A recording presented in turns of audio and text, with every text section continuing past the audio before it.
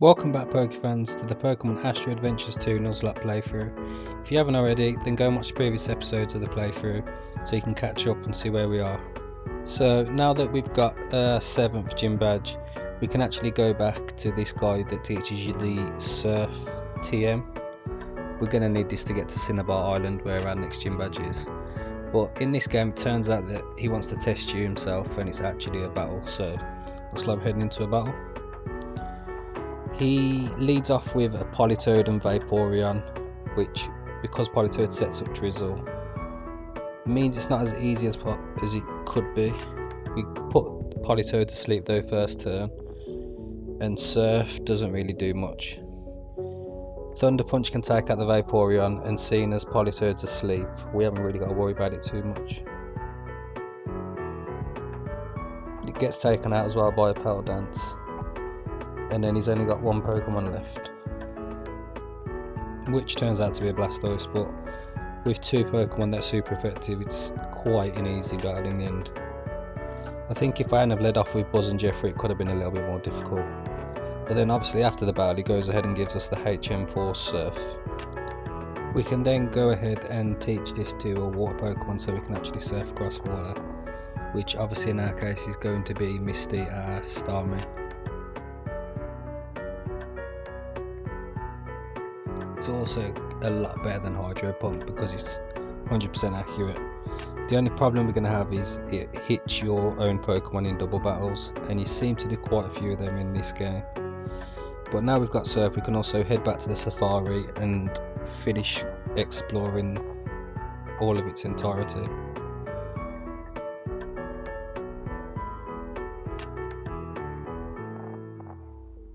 Including cutting through this shortcut.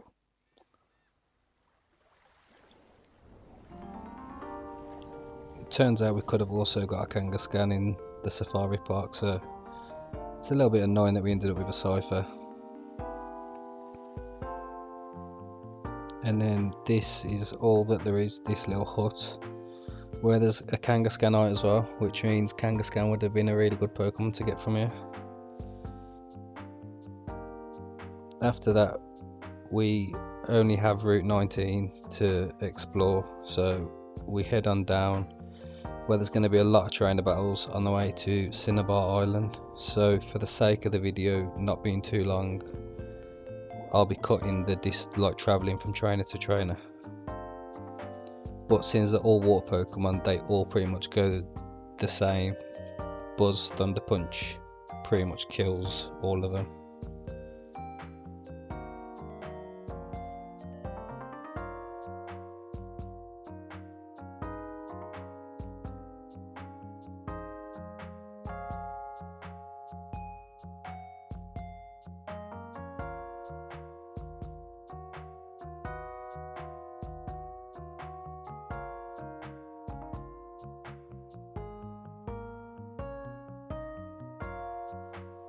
After a few of the battles, we found this guy. I genuinely thought he was going to be something important, but it turns out he's literally just a trainer who uses Slowpokes.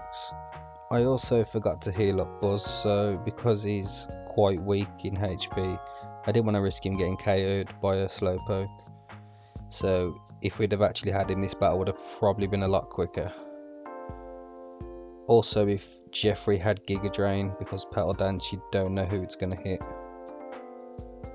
Thankfully though, we've got Pokemon that have got super effective moves, including Steve with his Crunch, and he's also a bit of a special attack tank, so they're not really going to do much to him. It was just a bit of a grind in the end.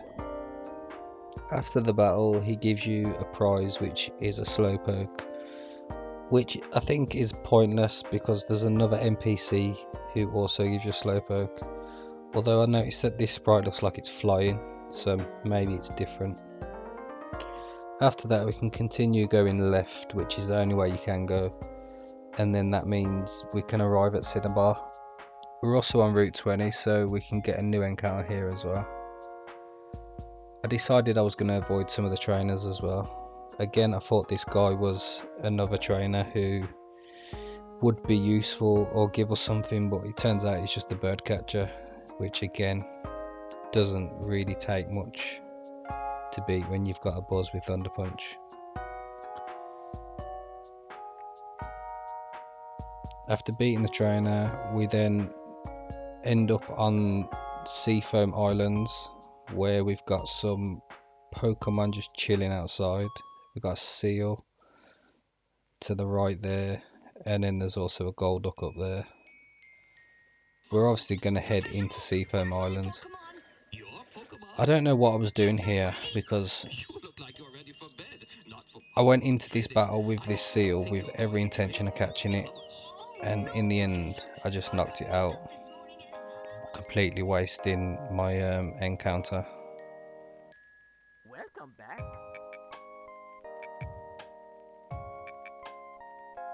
This woman says that Misty's apparently been seen in Seafoam Island, so maybe we'll be able to find her. Wow.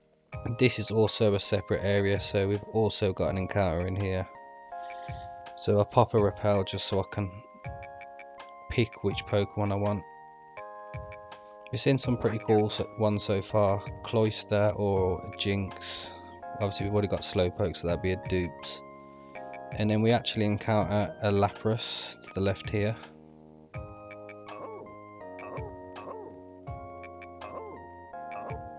I actually struggled to do these puzzles at first, even though they're actually really basic.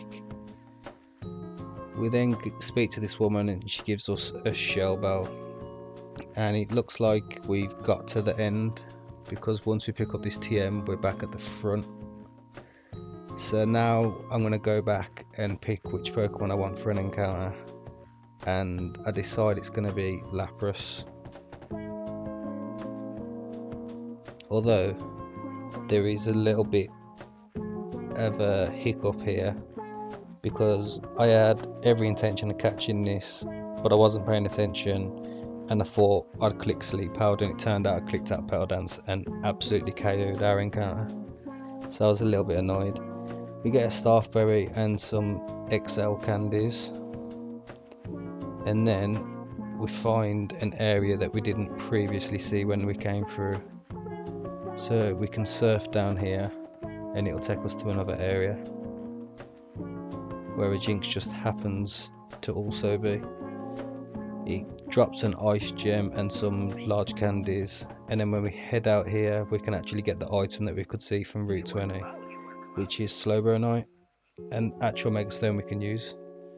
So I had a bit of a technical issue where I did the Blaine battle and it didn't record. So from Seafoam Islands we come to Cinnabar, which is literally next to it.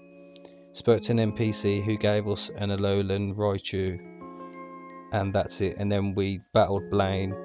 Before you beat him you have to answer a few questions correctly. We got them all correct. Wonderful. I'm a little bit annoyed that it didn't record, because the Blaine battle was actually quite a tough battle, because all 4 of his Pokemon have coverage against its weaknesses. So you've got like Arcanine, which is his ace, it's got Wild Charge. Ninetales has got Solar Beam, and it's already set up this. In fact, no, it hasn't got Solar Beam, it's got Weather Ball. But it also sets up the Sun as well, so it weakens water moves. But yeah, we got through it unscathed, but I wish that it would have recorded so I could have shown you. After the battle, he also gave us a key card for the Pokemon Mansion, which is apparently where we need to go next, so that's where we headed. Once we got to the Pokemon Mansion, we encountered Bill, who basically said that Looker had sent us on a bit of a wild goose chase and to check out this building while he had a look around. There isn't really much here, to be honest. There's someone who sells good TRs here, some good moves like Phantom Force, Scorching Sands, but then apart from that it's just NPCs that tell you like filler stuff really. Stuff like Fuji and Blaine used to work together as scientists. There are a couple of trades though as well, but nothing of real use. There is, however, the server room up the back, and once you walk in there Bill will come in and read through the stuff there. It tells you about what happened previously with Team Rocket and about the 3 legendary bird Pokemon. He does tell you though that Articuno is on Seafoam Island, so that you need to head there. So once we arrive at Seafoam Island, we find Sora out front, who basically says that she was contacted by Bill and she's going to head in to see if Articuno's okay. So it looks like we've got to go all the way through this again.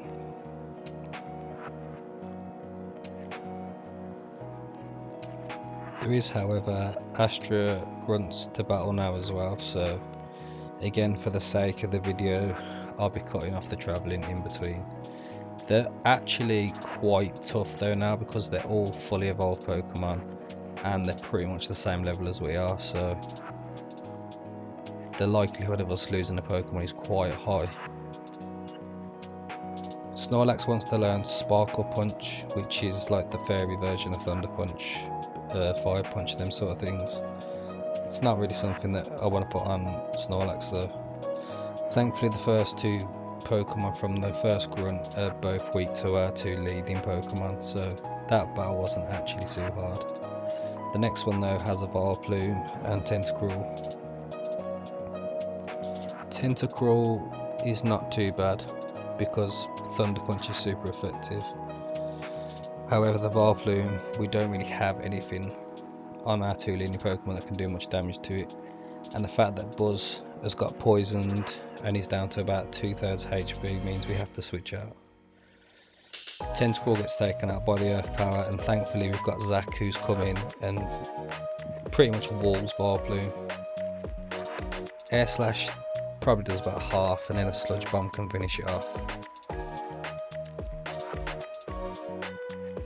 Then the next grunt has a Dragonair and Nidoqueen.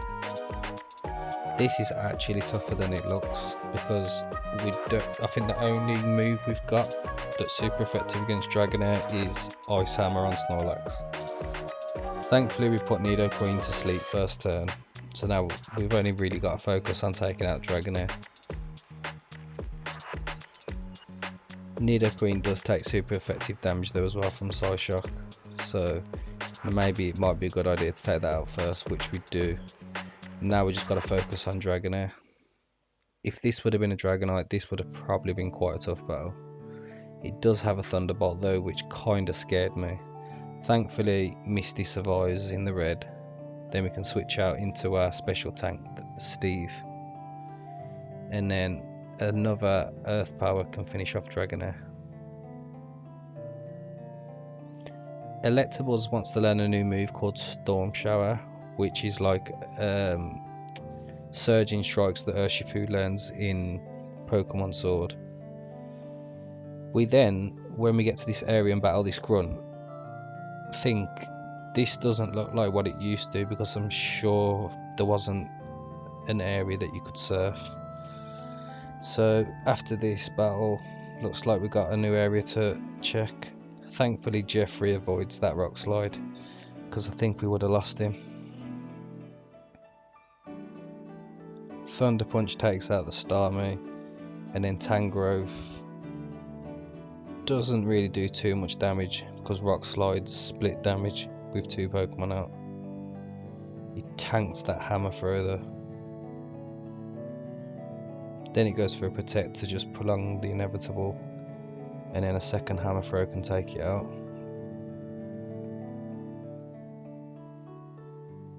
So after the battle we surf around, and it turns out that Articuno is literally just above. Once we get there though, Sora has already lost to this guy called Waver, who's an admin of Team Astra. He does though just literally disappear. Thankfully we don't have to battle him yet. But we've now got to go to the power plant where Lucca is probably going to be with Zapdos. Once we arrive at the power plant, Verdi is awaiting for us again. He wants to get revenge for when we beat him the last time we battled him here, and his team is no joke. He leads off with a Crobat which has got a flying gem, and Brave Bird, so it hits like an absolute truck. Thankfully though, he realises that Lola's really bulky in defence, so he wastes his flying gem using Screech. We manage to take out the Crobat with a Volt Switch and a Psychic from Slowbro. Next up comes Meowth, so we switch out into Buzz. Also because I knew Meowth had Shockwave, and it would have done a lot to Slowbro. Thankfully he goes for Swiffer. His two strongest Pokemon are a Magmar and Electabuzz, which both are very fast. They've both got Eviolites and they hit really hard, which you're now about to see come out. So we have to keep pivoting between Pokemon whilst also trying to dwindle down their health. I decided that the easiest one to take out will probably be Magmar. So we keep going for Volt Switches with Buzz and switching. We've also got Geo, who can't be hit by Electabuzz's electric moves. And thankfully he also misses with his Focus Blast.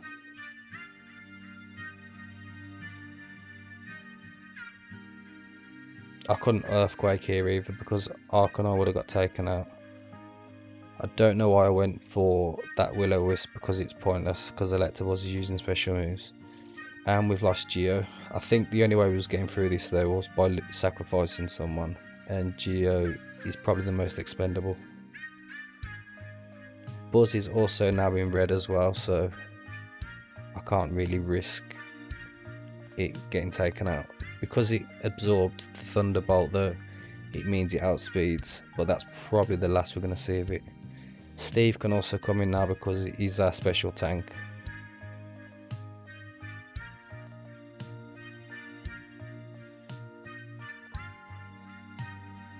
Electabuzz is now gone, so this makes this battle a lot easier, especially when Magmar's missing Focus Blast.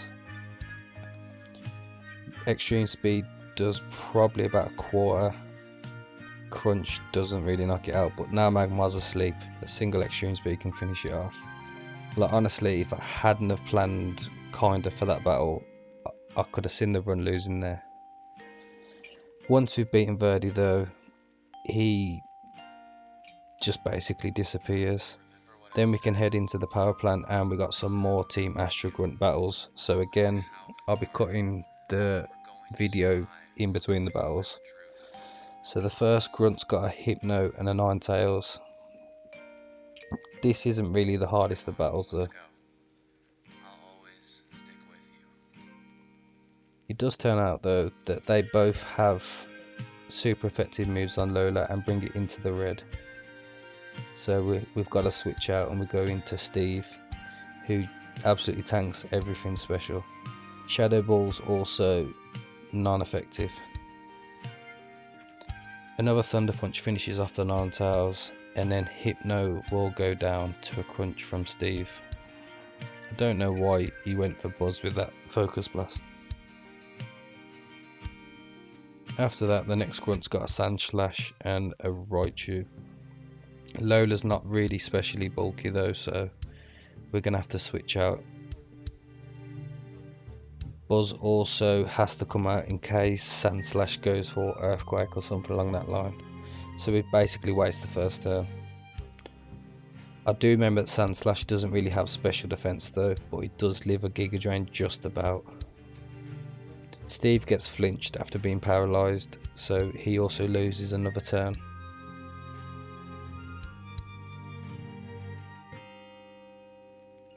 We bring out Steve and swap him for Archie. Jeffrey puts the Raichu to sleep, and now it's just a case of taking out the Sand Slash. Flamethrower does half to Raichu. Jeffrey gets taken out by the Giga Drain, and it looks like this battle's pretty much over. He does wake up and get off a Thunderbolt, but thankfully it doesn't crit. So the next Grunt has Beedrill and Victory Bell.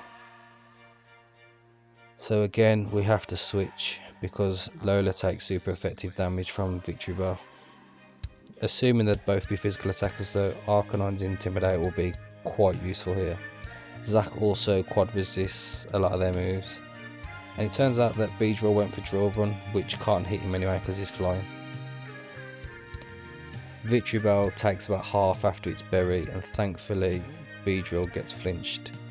I didn't want to take the risk of it getting off a draw run, so we actually went for both attacks on it this time in case Air Slash missed. But it didn't, and then Flamethrower finishes off the Victory Bell. So now we can actually continue through here, and we find Andy, our rival, battling with a Zapdos while Lucca's just standing watching as usual. Andy obviously loses to Zapdos, and then the member of Team Astra decides that they can't continue to battle and they run off.